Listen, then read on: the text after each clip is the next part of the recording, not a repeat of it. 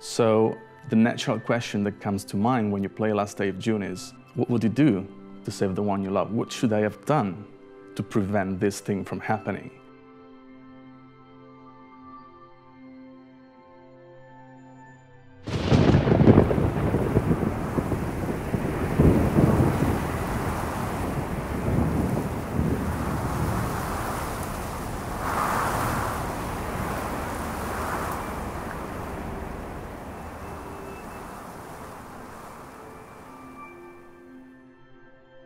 And The Last Day of June is a game about love and loss. It tells the story of a guy named Carl who loses his wife in a car crash. Carl discovers the power to travel back in time through the paintings of June. She's a painter, by the way. You know, the player is actually playing through the other characters, through the villagers that inhabit the village and that somehow had a minor role in causing the crash. Sometimes just pop in our mind that if we can go back in time and change something that happened in our past, would be awesome. And that's exactly what we want to talk about in Last Day of June.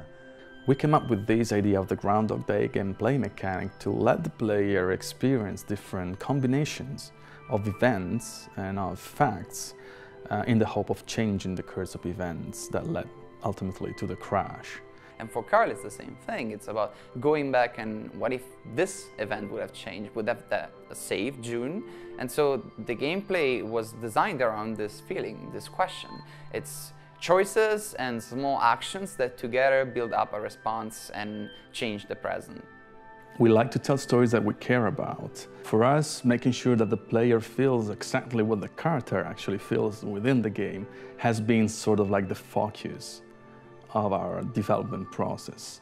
And that's been the most challenging part, translating emotions into gameplay mechanics and not just applying emotion to gameplay mechanics. That's a different stance. So that was actually quite a long journey. When we started, we just wanted to make a game about Carl reliving the memories of June and the accident that took place. But then we kind of wanted to try and make it so that when you relive these memories, the actions you would take would change how the accident actually happened. And we realized, why don't we take that and make that the core of the game, right? Why don't we make it so Carl is obsessing over this accident about what could have saved June's life, right? So the real challenge for us has been to use gameplay mechanic as an actual tool to deliver emotions. That means that the gameplay itself must be somehow linked and deeply intertwined with the empathy that the player feels towards the characters and towards the story and towards all the situations that you find yourself into. So to me, it's all about trying to find a way to reflect how the main character is feeling or what the main theme is.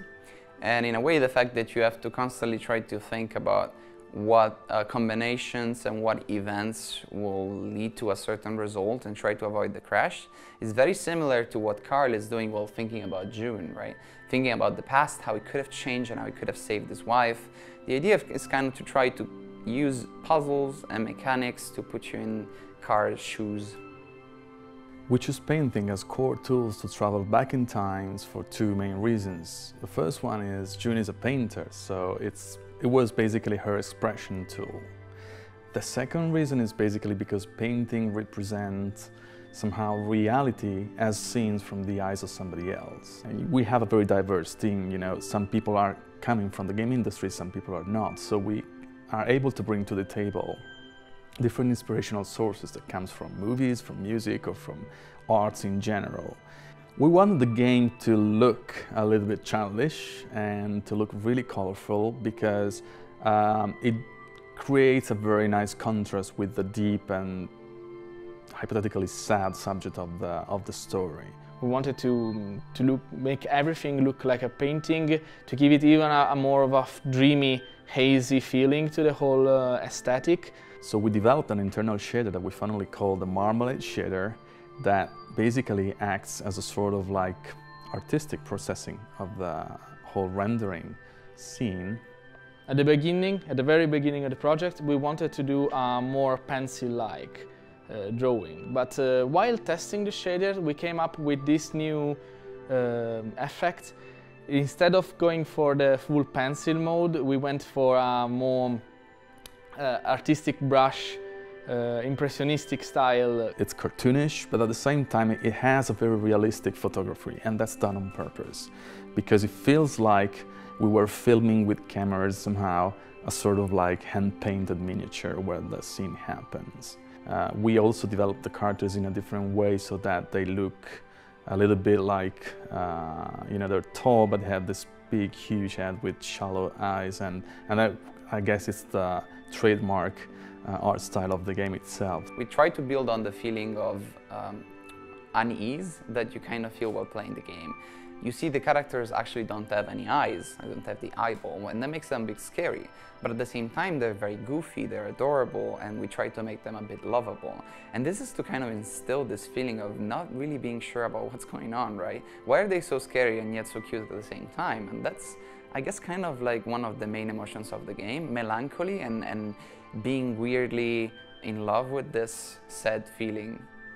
I think a game like Last Day of June can add to video game culture the notion that games can talk to people without shouting to people, that you can show a story and not just tell a story, that you can deal with normal subject, with everyday life subject, without having to resort to special effects or explosions, and still be able to, you know, reach your audience.